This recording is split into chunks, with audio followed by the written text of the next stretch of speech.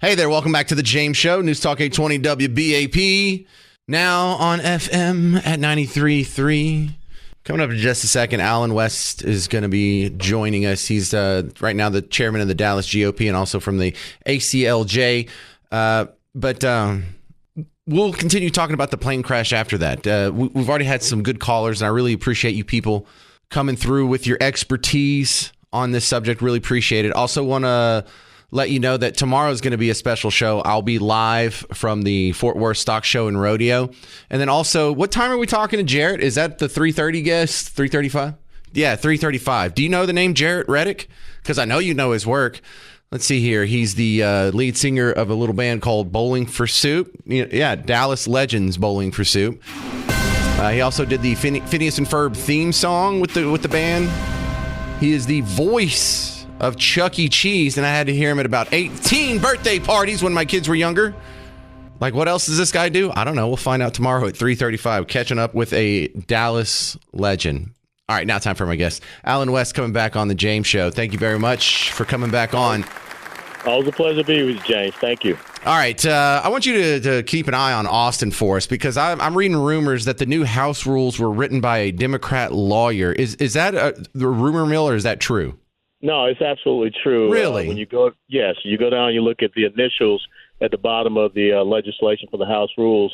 They are his initials, and this gentleman was a lead lawyer for the Obama administration. And you look at his voting record; he has been a hard Democrat the entire time. So that's the person who wrote the rules for the Republican majority of 88 to 62 in the Texas State House. How does this keep happening? How do Democrats keep having levers of power in a state government that's supposed to be 100% Team Red? Because you have very weak Republicans. I call them political traitors and cowards. They won't stand up. This is a state, the state of Texas, in this last election cycle, Donald Trump won by 15 percentage points. 12 out of 14 of the Rio Grande Valley counties went red. Ted Cruz won by 10 percentage points. So why do we have Republicans that feel they need to power share with Democrats and kowtow to them? And so I think it's the Austin lobby. I think it is organizations like the Association for Republicans of Texas, which is headed by Joe Strauss, who was the first person to start this thing about going over and get Democrat support to be Texas House Speaker. All right. I'm also seeing that the school choice legislation that we may all be hoping for may not be the same as the school choice legislation we get.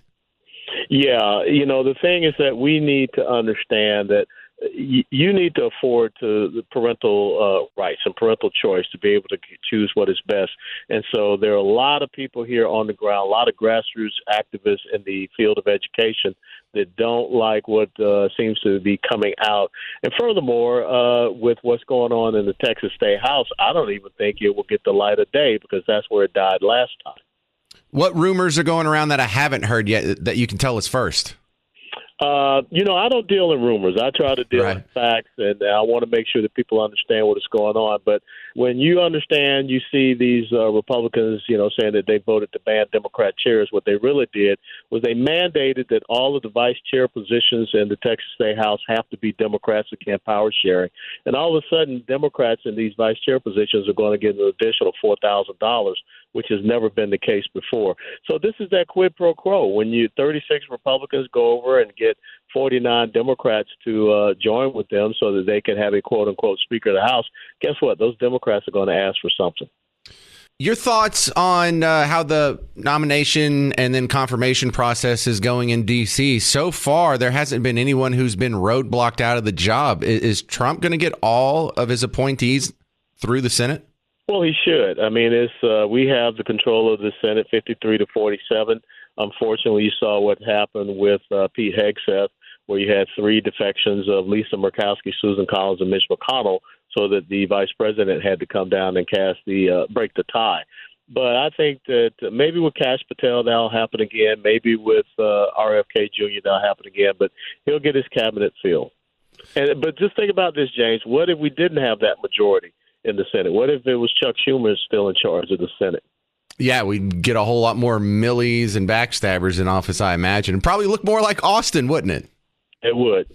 All right. I have a lot of small R Republicans, people who feel sympathetic toward the Republican Party, Republican cause. They vote Republicans, but they don't actually join the Republican Party. They don't actually go to meetings or events or do something. How do they get involved and become like a part of their local organization? Yeah, sure. I would say go to our website, which is the Dallas County Republican Party website, dcrp.org, I believe that is. Look it up and just stay informed and come out to our meetings. This past Monday night, we had our monthly county executive committee meeting, and it was a great turnout as far as the precinct chairs. We got to get a lot of people to fill these precinct chair positions because that's how you really win races with the grassroots and getting people out to vote. That's going to be important as we have these municipal level elections coming up here in the first Tuesday of May. Is there anything new going down with the American Center for Law and Justice? Well, it's the American Constitutional Rights Union. Oh, I got the wrong one. Sorry. No big deal. It's American Constitutional Rights Union, and yes, we're very involved with a couple of things. We want to make sure that when we see blue county sheriffs in red states, like what you have here in Texas, that they are doing what they're supposed to do as enforcing the law when you look at this issue of illegal immigration. And then the other thing, we want to continue to keep pressure on making sure that we right size our military and get it going on the right path away from all this CRT, DEI, and these other things. And so the National Defense Authorization process will be starting up probably about 60 days or so. So we'll probably be involved in that. Allen West, thank you very much for your time on the James Show. Appreciate it, sir. Always a pleasure. Thank you, James. Former congressman, former lieutenant colonel, current GOP chair in Dallas County, Allen West. Coming up next, if you have some thoughts, some expertise on this plane crash, I mean, the historic nature of it just has me scratching my head. You have never seen in your life a plane crash with a helicopter. Is this just an incredible level of human error? Was this intentional? If it was intentional, was it just like some suicidal guy? Or was it like Muslim terrorism, like a Nidal Hassan or the New Orleans guy? I don't know. Let's talk about it. 800-288-9227. I'm James Parker. It's News Talk 820 WBAP, now on FM at 93.3. Hey, welcome to the James Show. News Talk 820 WBAP, now on FM at 93.3. You know, this is a headline that I can hold like two notions about it at the same time, almost a form of double think, but it's more complimentary than that. Trump signed an executive order, and I don't know if this is one of those wish list things or it actually can be enacted, and that's the law of the land going forward. But the proposal is to revoke the visas of those who were here on a student visa, and they were participating in pro-Hamas protests last year. And look, I feel weird about this one because I'm like, well, duh, that is a no-brainer and a half. Someone running around, blocking traffic, flying the flag of a terrorist, celebrating the October 7th massacre. Yeah, I don't think we should be importing those people and settling them in mass numbers. And then I go read the comments, and there's a lot of people who disagree with me. And I have a hard time reminding myself that everyone doesn't see the world the way I do. No, actually, some people think that's, you guessed it, literally Hitler. Yay, secret word of the day, Hitler. Got it. Oh, everything I do is Hitler. And look, they're really wearing this into the ground. Remember the pause and spinning on yesterday's show? I was showing you Jasmine Crockett and AOC. Both were saying this is fascist. Really, pausing, spinning is fascist. Anything we do is going to be called fascist. Oh, I went to the bathroom on the news break. That's fascist. But on this one, that's fascist. There's people who are coming from the same community that chants death to America just for funsies in their homeland. People who are supporting and cheering on Hamas, a designated terrorist group who has in their charter the destruction of Israel, like a literal pro-genocide group over here. And we're the fascists? We're Nazis? Wait, we're Nazis. You support the group that wants to wipe out the Jews, but we're the Nazis. They don't see that. They don't have to see that. You and I both know that that is not a person who we need to bump to the front of the line and be an immigrant. There are millions of people on waiting list right now to get in this country who don't hate us, who don't chant death to America, who don't run around flying the flags of Hamas and cheering on the genocide of our Jewish brothers all across the globe. How about we put one of them instead of this guy? So not only is this the right thing to do, I really have a hard time understanding the pushback.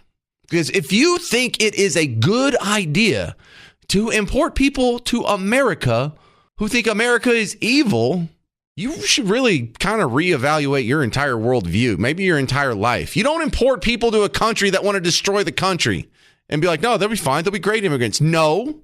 What level of self-loathing masochism is this? Death to America? You want to bring the death to America people to America. Would you invite a Klansman to join the NAACP? That's about the same damn thing. Klansmen, what do they want to do? They want to wipe out all the people who are in this group that is asking them to join? No, that doesn't make any sense. It's a perfect metaphor for what's going on here. Would you invite a Nazi to join your local synagogue? All right, let's not get so serious. Let's make fun of me for a second. This is like asking me to join the board of DART, Dallas Area Rapid Transit, the public transportation system. If this is the first time you're hearing the James Show, just know that I hate DART with the hot heat of 1,000 suns. I want to end it all. I want to sell all the buses back to private companies. I want to rip up all the train tracks, and I want to write a public apology to the taxpayers of the 13 sucker cities that have been forced to fund this thing for, 30 years? It's all been a huge, embarrassing failure and quite annoying on top of that. Would you ask me to run DART? Because that's the same thing, asking the Death to America people, hey, come over here. Let's educate you in our best schools, and then we'll give you permanent citizenship, and you can calcify your Death to America stance within our own society. What could possibly go wrong? That's like saying, hey, let's take a whole bunch of pyromaniacs, and we'll go put them in the Hollywood Hills just for funsies, see what happens. This is like if you go up the street here, Papa's Barbecue, what was that, at Northwest Highway in Stemmons? Would they hire a PETA activist? Because this is what we're looking at. No, no. So I please, I know I don't get as many awesome negative calls as Casey does. But if you are a person that thinks the people who were at the pro-Hamas rallies shouldn't have their student visa revoked, explain to me like I'm a child. Or explain to me like maybe an 8th grade level. Just keep it real simple so we can all understand. Because I don't even see how anybody pushes back against this. Did you see the cell phone videos of the Hamas terrorists parachuting in to a music festival where unarmed children were there gathering, partying, clearly peaceful, not bothering anybody? And they just go on a murder spree, kidnapping spree, raping spree. This is the people you support? Look, you're free to have your own opinion. I believe in free speech, but you can go have your free speech back wherever you came from. You can go have your free, and if you're American citizens and you're on that side, maybe you should look into going with them. Maybe we'll do some swaps here. Maybe if you hate America so much, we'll get rid of you and we'll just scoot up the next legal immigrant that's in the waiting list right now, doing the right thing, loving this country, wanting to come here because they know it's the best place human society has ever created. Death to America. Get out of here. If that didn't get you kicked out of the country, then you're not really trying. I mean, there's some sort of weird auto-genocide going on. Between that and discouraging family formations and encouraging abortions and all kinds of other, deviant lifestyles that don't reproduce. And it's like, what are you trying? Are you trying to kill yourself off? Coming up next, we're going to go revisit something we talked about a few months ago. Just north of town, outside of McKinney, they're talking about building a gigantic Church of Latter-day Saints cathedral, Mormon cathedral. And Fairview's still blocking them. I'll get you all caught up on that. We'll talk to Melissa McNeely with the Dallas East Coordinating Council, the LDS Church, coming up next on The James Show. It's News Talk 820 WBAP, now on FM at 93.3. Hey there, welcome to The James Show. News Talk 820 WBAP, now on FM at 93.3. My next guest, Victoria Churchill, coming back on The James Show. First off, welcome back. What you doing these days? I know you've had some that temporary job with the following the campaign trail or the swing state team. Wasn't that you? Yes, that was me. And of course, we called in. Gosh, I think you had me on your show like every other week or something during the campaign. So yeah, that was very fun. But you're not on the swing state team anymore. So what's Victoria Churchill doing now?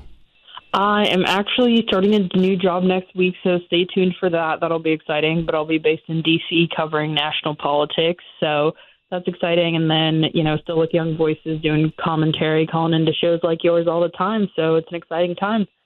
All right, great. So you're my D.C. watchman. Tell me how your take on the confirmation hearings this week.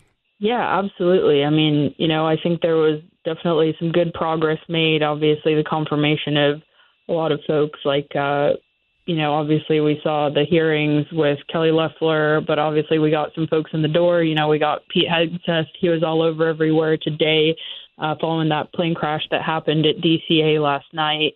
So, he's already on the job. So is Sean Duffy. So, compared to the last Trump administration, these confirmations are moving fast. And so I think that means good things for the American people. And I think that means good things for the president's agenda as well.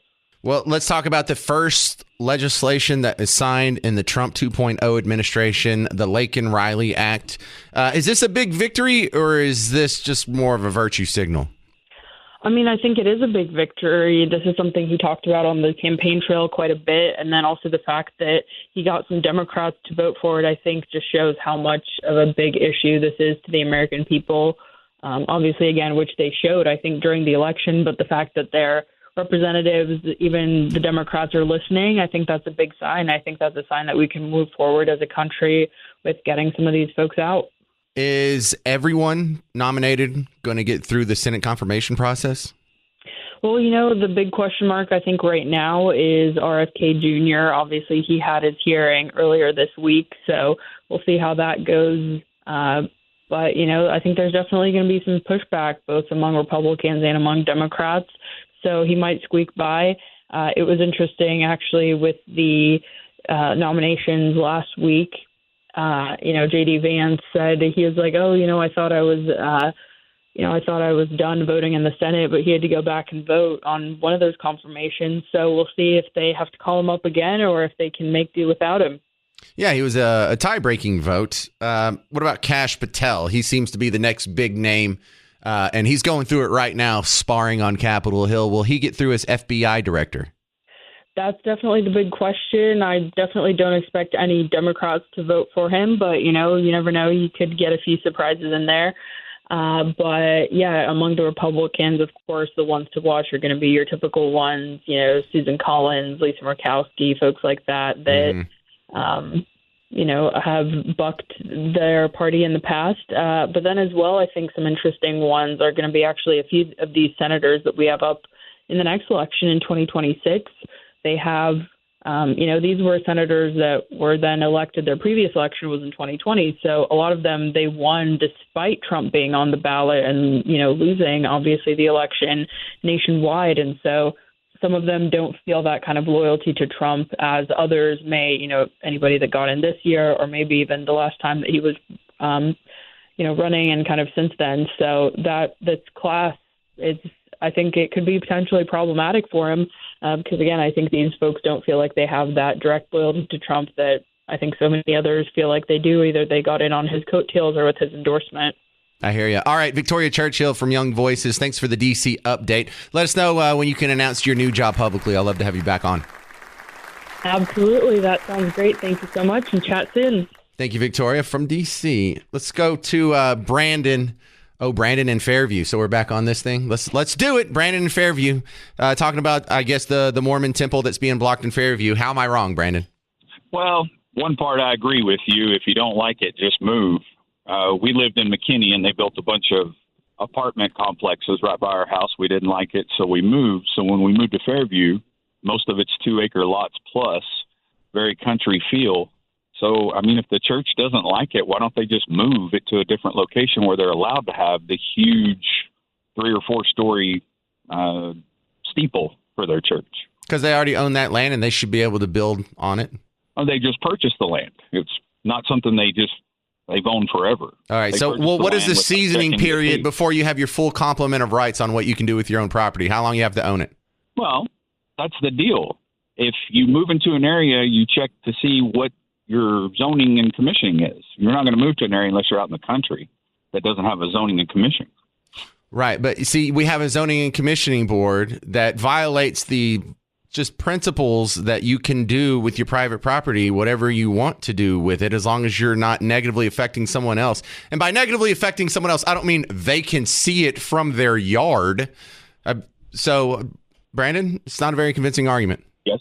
Well, and you did say it was maybe a small minority of people that were against it, and most of us did vote against it. Well, now you have the violation of people's private property by committee. That would probably be right. All right. Thanks for calling in. I appreciate it, Brandon. I'll admit, I feel like I might be wrong on this, and I'm just like missing the joke. Like it's just going over my head. I'm giving y'all a chance to explain it, though.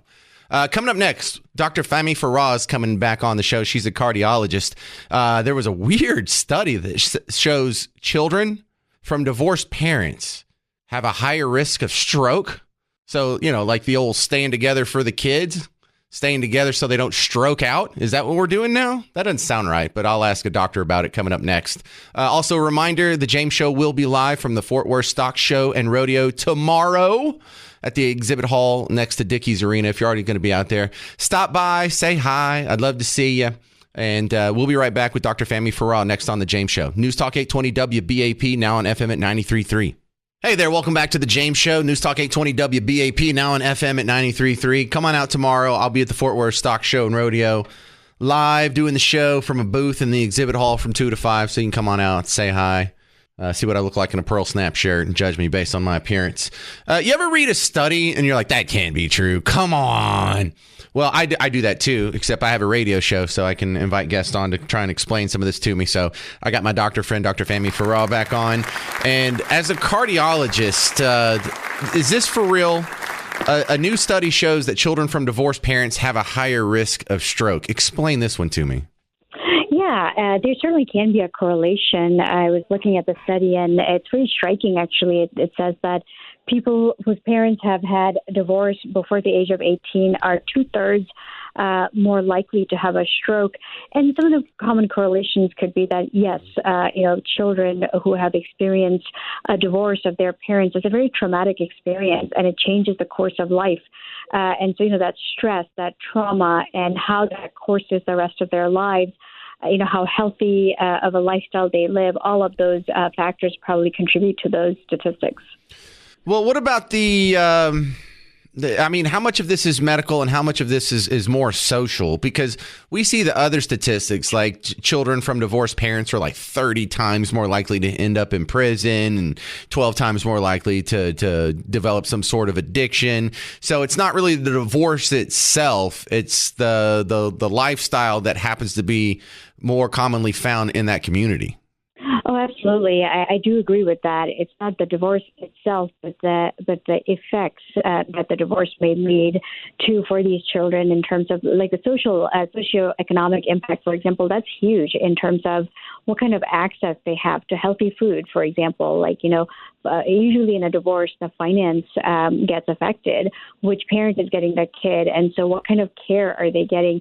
So the social impact is really big in terms of how much it's contributing to their risk factors. So I also liked in this study that they excluded participants who were exposed to sexual or physical abuse, which is more likely to happen in a divorce household setting. And that level of trauma can have its own, bag of problems that come along with it. So even excluding those people, there was a 61% difference. That is correct. Yes. I do I'm with you on that one. They tried to get rid of as many confounding factors as possible to really have more of a controlled data. And to the best of their knowledge, 61% is huge. And so it's not a surprise, to be honest with you, because, common sense and also what we see in our society when parents separate, the impact really, a lot of it goes to the children because the whole dynamic of their living situation can change. A lot of times access to care, access to healthy food, all of that gets impacted. Also, behavioral changes can take place as well in terms of how, mental health issues, depression, anxiety, all of that can contribute to these statistics as well. Is the difference big enough that doctors should start asking as part of their, regular battery of questions, did you grow up in a divorced household? I'm not opposed to that, especially for one of the key things that really caught my attention is that they had an age predictor, like they said, before the age of 18. So that's key here because that means that early adolescent period matters in terms of how they're shaping their behavior. So I think as pediatricians and primary care providers, this is more of a screening for them to begin early so that they can help shape their behavior and guide them towards healthier choices. And perhaps that can make a huge impact in reducing such bad stats. Well, yeah, you're kind of stepping on my next question because Dr. Farah, if there's people out there who are thinking, oh, my goodness, my parents were divorced when I was growing up. What do I need to do to sort of mitigate the risk? You're going to tell them something not fun, probably diet and exercise. You got me. Yeah, right? And no one likes to hear that, but that's the answer for so many of these issues. You want to have fewer strokes. You want to have fewer heart attacks. You want to lose weight, without having to take Ozempic poison or whatever it is. Diet and exercise. People just hate that, though.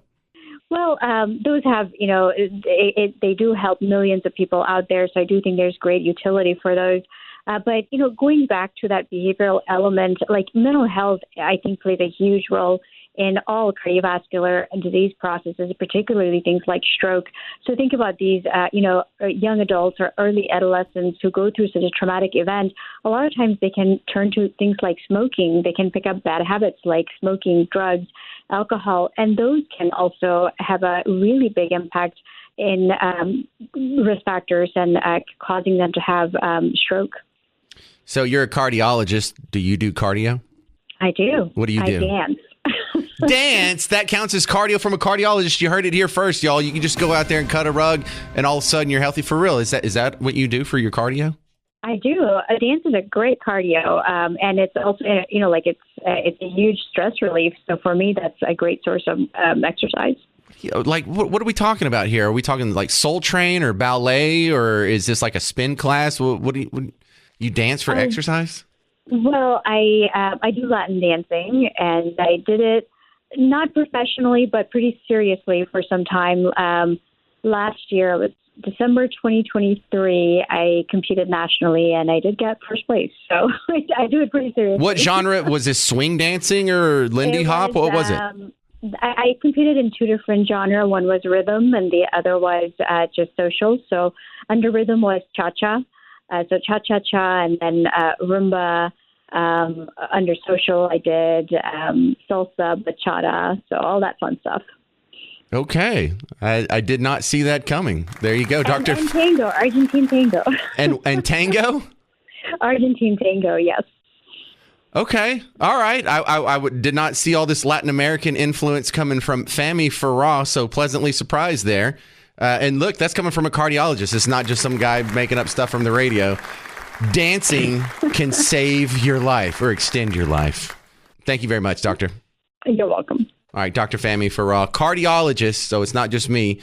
Maybe you should go dancing this weekend, right? What do you want to do? Have a stroke? Coming up next, should you be kicked out of a Tarrant County Commissioner's Court meeting for dropping an F-bomb? Because that's what happened. And we're trying to get the guy on the show. We might get him on tomorrow or Monday. But he's a lawyer who's also a political activist. You'll hear the audio coming up next on The James Show. News Talk 820 WBAP, now on FM at 93.3.